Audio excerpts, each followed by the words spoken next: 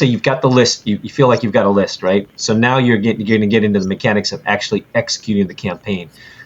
What goes into that? What do you have to work towards? Kind of tell us the ins and outs of that.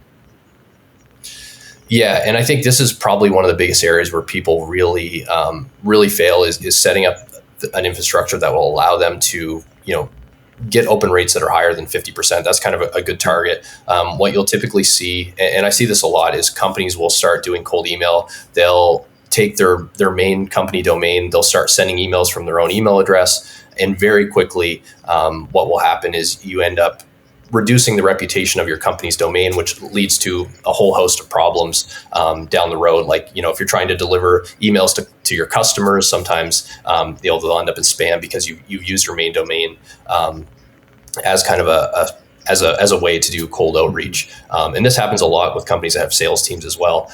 They have all these sales individuals who are doing outreach on their main domain. And what happens is it basically reduces, your company's overall domain reputation, and your open rates start to decrease, and it's really hard to kind of come back from that. So the way that you can get around this is by setting up separate sending domains, or kind of like satellite domains that are similar to your company name. So, it might be gocompanyname.com or trycompanyname.com. So there are a variety of different domains that you set up, which you forward back to your main website. So in case somebody gets an email from you, they type in the domain of the email address that they got an email from, it'll get forwarded back to your main website.